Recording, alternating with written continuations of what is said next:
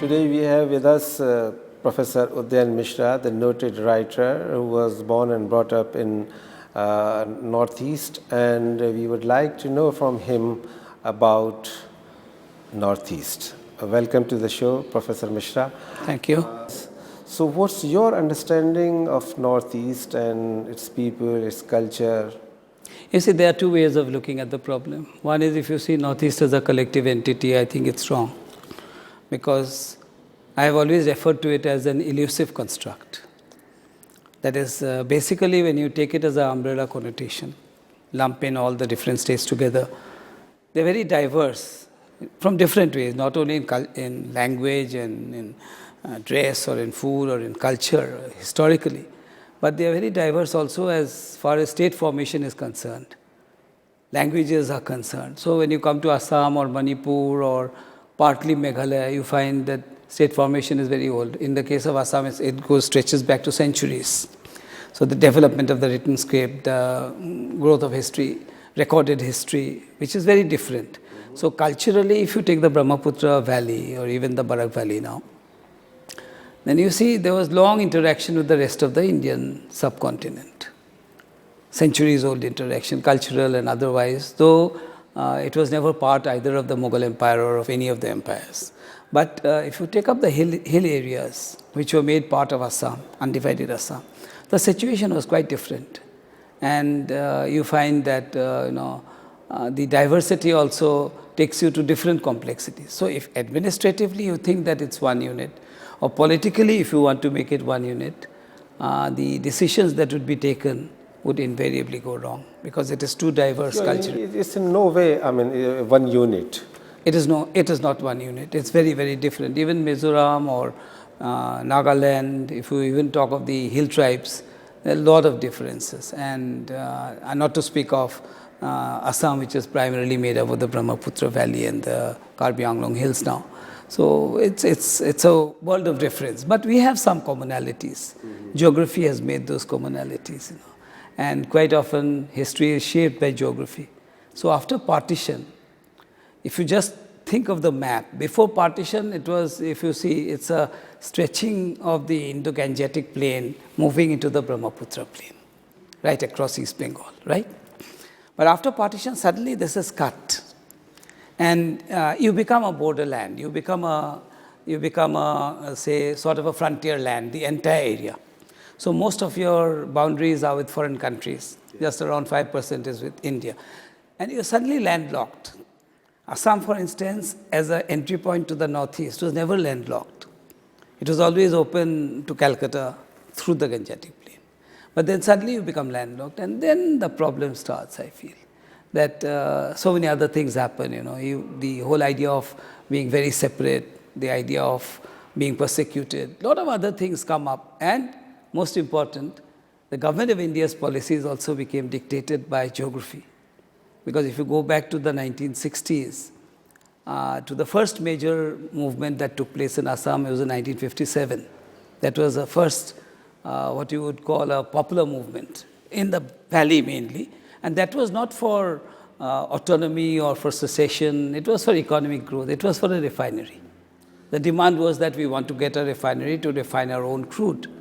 And at that time, because of security reasons, the Prime Minister of India, who was Nehru, he wrote to B.R. Medi and to the governor of Assam that defense doesn't want a refinery there because it cannot protect it or whatever it is. So security reasons have dominated the economic growth and policies of the government of India for a very long time. But nonetheless, it was, in 1901, I think the Digboi refinery, the first refinery in Asia, started functioning. That was in the colonial period. So I personally feel that after 47, a lot of things changed very dramatically for the Northeast. And we became a frontier region. So when you are a frontier region, laws could also be different. So in your opinion, because you have been writing a lot about that region and extensively traveled in that region, what are the main problems of that area? I think I can't catalog it that way. But I think right now, land is a very major problem. Land. Land. because the whole idea of identity of small communities is very closely linked with land. I think that's a problem elsewhere in India also. So do you think there was no land reform in that area? No, if you take up the Brahmaputra Valley, the question of sealing acts, this, that came in. But a lot of land measures were brought in at different times. Even in 47, 48, tribal belts and blocks were made to prevent, immigrants taking over tribal land. That takes you to the Boro movement, the whole question which is basically a burden of history. So, all those measures were nullified through time, either because of, the involvement of the bureaucracy, because of corruption, because of the lackadaisical attitude of the government, the inability to enforce laws. So, over the period of time, government reserves, grazings, tribal belts and blocks, they've been encroached upon. That's a reality of life. Because migration has been taking place, whether you call it illegal. Before 47, it was migration from East Bengal. After 47, you say it's illegal migrants. Then from Pakistan. Then again in Bangladesh, a huge number of people came during the Bangladesh war. So naturally, the tension is there. But in the hill areas, I feel that there is a lot of inter-ethnic conflict as well. Because when I studied Nagaland, there was a time when Fizo was supposed to have united all the Naga tribes under the banner of Naga nationalism. And he put a check to what was called the tribal differences. But over a period of time, they've surfaced. Even when you study the Naga underground movement, you find that at times it receives setbacks primarily because of tribal loyalties. The same as, for example, walking out of a particular situation, out of the leadership, or the Angami is taking a different position, then the anti-Angami feeling in the NSC and IM. So you have a lot of internal contradictions which have not been settled or solved. They continue to be worked out in different ways. But as far as the major problem, I think, is the combination of ethnicity with territory. People have been living side by side for a long time, even in the hills. And then when you start, drawing lines, when you make political spaces for a particular major community or two communities, then you marginalize the other communities. Right. And that becomes a big citizenship issue because you give reservation in assembly seats. And that is what I don't think the government of India or even, the think tank has ever applied their mind to. Because every time you create a new political space, you also create thousands of citizens who virtually become second-class citizens overnight. We were talking about the problem faced by the natives in that area, and since the whole area is a hill area, and it's quite a difficult life for people there. At the same time, we see that the literacy rate is very good in some of the states like Mizoram, Tripura, and Manipur. So, what are the major problems faced by the people of that region? First of all, you have to remember that these are small communities. So what is the total population of Mizoram? What is the total population of Nagaland? Say 15, 20 lakhs, 25 lakhs. If you to consider it, compare it to a big Indian city. Yes.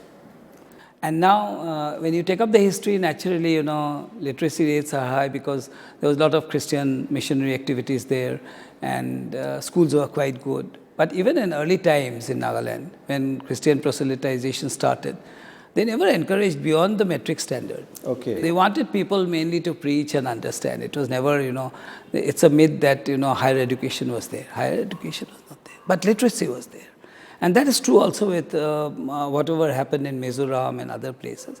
And as relatively small communities, I'm saying, problems on this front would be less, because and you have the egalitarian structure, you have, a very positive attitude to the girl child there, which is again a negative thing in the rest of India where education comes in. So you have a lot of positives in the Northeast, very strong positives. I wouldn't say that it's an egalitarian society, but it has elements of egalitarianism, particularly if you come to Mizo society or Naga society. Very, very sharp, elements of egalitarianism. And that, I think, helped in the spread of education in a very big way. Now, of course, the communities are taking part in, particularly in Nagaland, communitarian movement is going on where communities, village communities take care of the village schools. They keep an eye on everything. So that type of a community life, I think, helped a lot in the emergence of higher rates of literacy, even in Tripura. Then there are some other issues like migration and conflicts, and people are living in a hostile environment, and a lot of migration taking place. What's your view on that? See, migration is a worldwide phenomenon. People move from one place to another. There's the history of Assam also. I wouldn't say of all the hill tribes, but basically, if you talk of Assamese culture and Assamese, society, you have variety of elements. People have been always moving and coming and settling. Now, this process started much earlier, but from the early part of the 20th century, the migration started from East Bengal. It was part of the colonial administration's measures to open up wastelands in Assam to make them more productive. That's true. But then there came a time in the 40s when it became political, when migration was encouraged for political reasons. And that is where the state comes in a very big way. If you take in the Muslim League governments that came under Sadullah, and the way, the encouragement to increasing a particular population became, it's documented. What I am speaking is, I'm not taking any positions that way, but historically that is the fact. So there's a lot of, that is where, you come to a position where migration becomes a very important political issue. Now, when the Lahore resolution was adopted, for partition, yes. For partition, and when one started talking of a Muslim homeland, that is where one may trace the beginnings of the politicization of the migration issue. And suddenly, migration came to be linked up because it was dominantly Muslim migrants from East Bengal, peasants. So it became linked up with the idea of a separate Muslim homeland and the fear complex that developed, amongst the indigenous groups that, look, ultimately we might end up in Pakistan. So if you take up the assembly debates of that period, 46, 45, it's very revealing, where they say that, look, suddenly you have made this a very important political issue. It was an economic issue primarily. Earlier it was basically an economic issue, people in search of livelihood. But then it did take on political overtures. So you say that there are a positive side as well as negative side of this migration? Migration had a positive side because it opened up so many areas for cultivation and so on. And from the point of view of colonial administration, they were happy because they got more revenues. British were always businessmen. As Napoleon said, it's a nation of businessmen. So they didn't want to expand to regions where they didn't have revenue. There is another view about the hostile environment and people, those who are living in extreme volatile conditions. Yes, I'm coming to that. So migration at a particular saturation point, migration is always to be linked also with the availability of land. And as I told you, land is the basic point where we begin our discussion. So when migration ends up in mounting great pressure on cultivable land, and when land is a very integral part of your culture and identity, everything moves around land, then the indigenous people get threatened. And that is exactly what is happening in Assam primarily. There's a fear complex also in Meghalaya and Nagaland and other places. But basically, it's a problem related to Assam. So if you see the proportion of cultivable land to the land-man ratio, it's definitely not in favor of the indigenous people. And that is where you say that, look, time has come when you are pushed to the wall and you say, and then the violence begins. Now, Bodoland, for instance, you have about 30% Bodos there, 35%.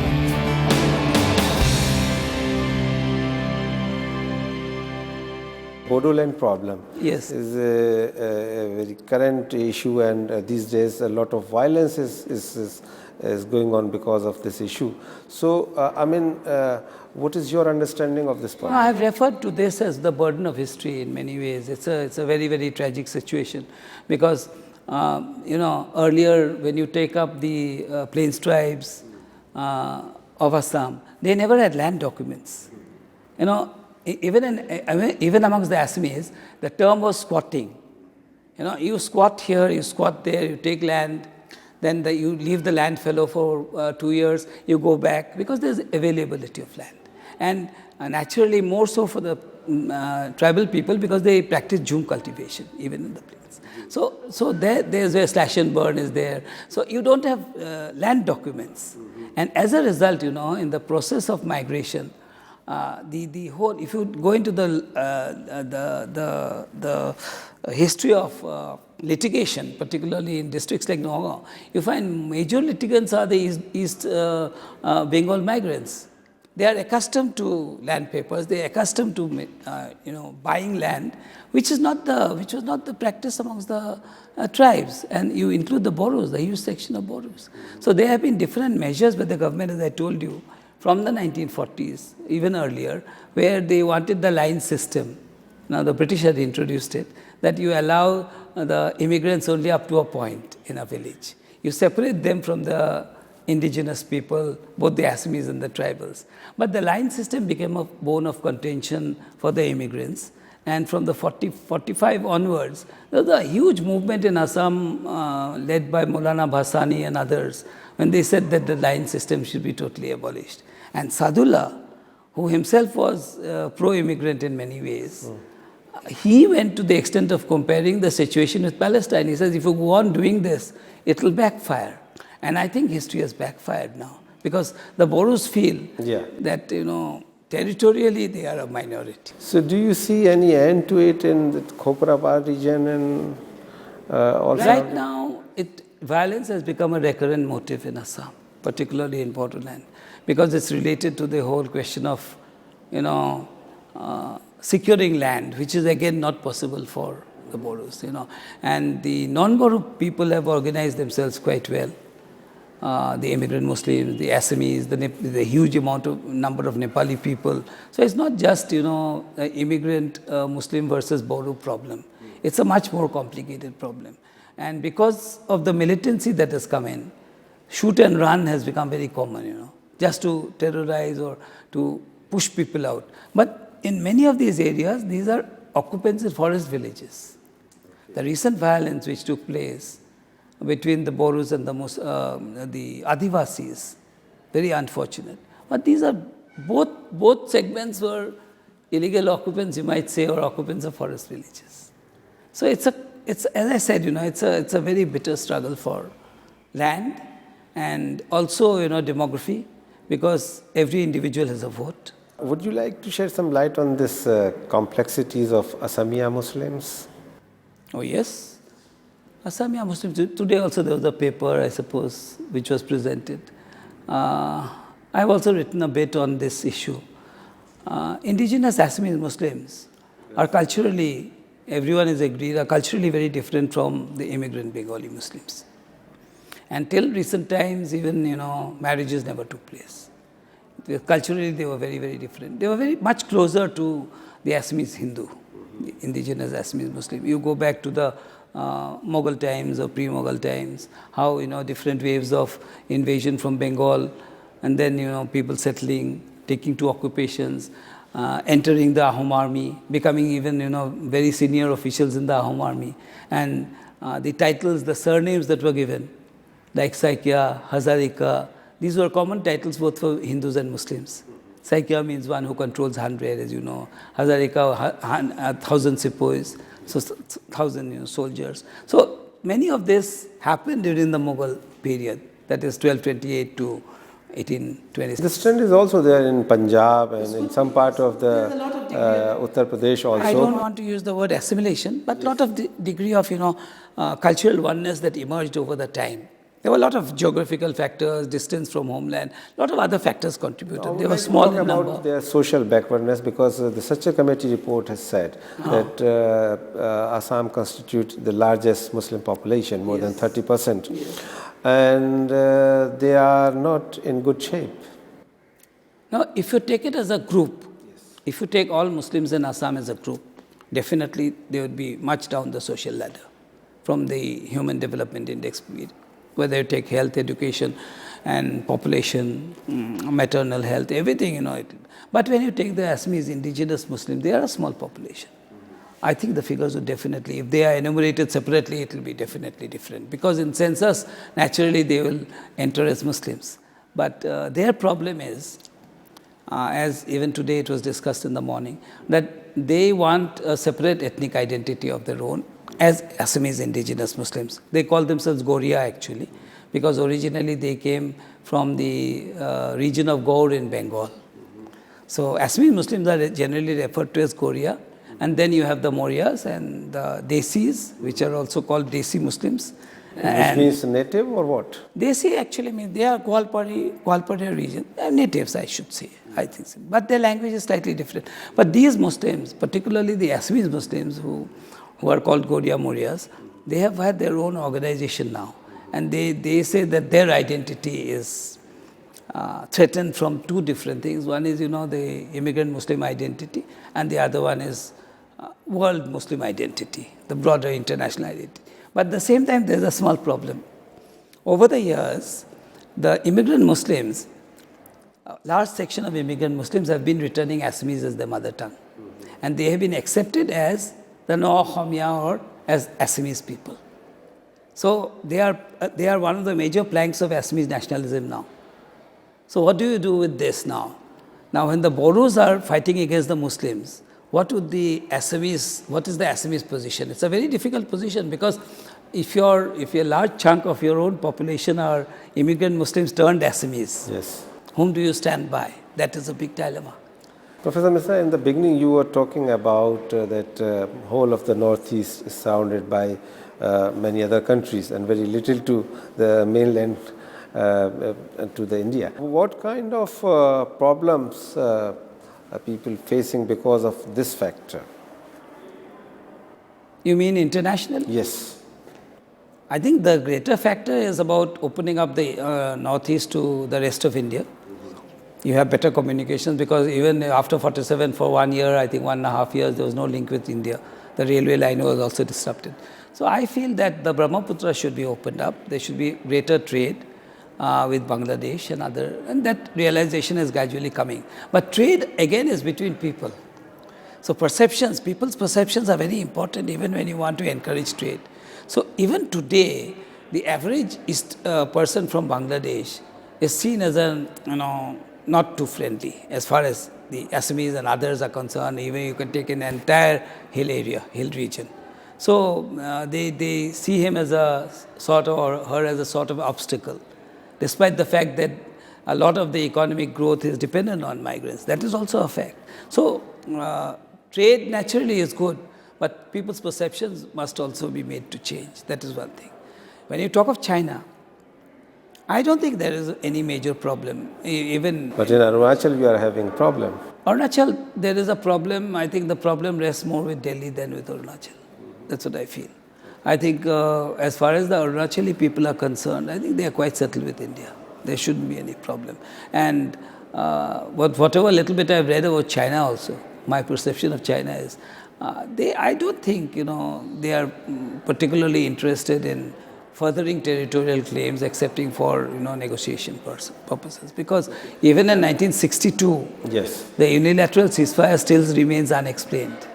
And then there was talk about a corridor through Bangladesh. Exactly. Now there are a lot of problems even about cross-border trade with Bangladesh because of tariffs, because they don't allow the trucks to move in. They want their own trucks to bring the goods. So you have transportation problems are there. We have very few check gates. We have very few openings. Sutarkandi is one. So that has not, I don't think we have progressed much in that. But I think that needs to be worked up a lot. Once it is, for me, my main problem is that, the landlocked part of it. The moment you open up, because who will invest? For capital investment, even if you talk of, private capital being invested there, not only government or state capital, then, people need this type of easy access, which is not there. So who would like to invest in a region which is difficult, violent, cut off, so many other things? So you have to open up. The last question, Professor Udayan Mishra, that how do you see the future of Northeast and its people in coming years? I think the future, of course, I believe in positive thinking. I think we have had too much of violence. there is a great need for introspection amongst the people of the Northeast. There's a tendency always to throw your blame to Delhi, which is wrong, I feel, because a lot of our problems, as it is said, the problem doesn't lie, it lies in us and not in our stars. I think it was Cassius who said it to Brutus. The issue really lies not in the stars. It doesn't lie only in Delhi, it also lies within ourselves. And if you take in the immense violence that has taken place, there's a tendency also in the Northeast to put it under the carpet. Actually, we have to face it. Why such violence? Why children and women are being killed?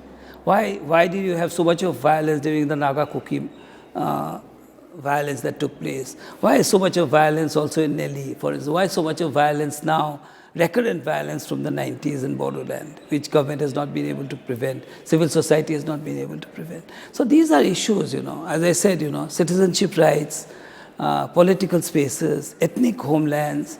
These issues need to be debated properly. And we need to move from fragmentary spaces. We have created too many fragmentary spaces.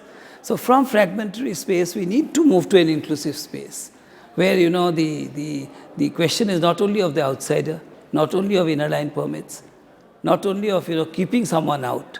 Because if we want to go out, we also have to open up a lot. It has to be inclusive. But still, I think it's a new generation coming up with new ideas. And I think the breaking up into smaller and smaller and smaller states or ethnic regions would ultimately come to an end. And we will realize the necessity of living together and sharing our citizenship rights. Let's hope for the good. Thank you very much. It was a pleasure talking to you, Professor Udayan Mishra.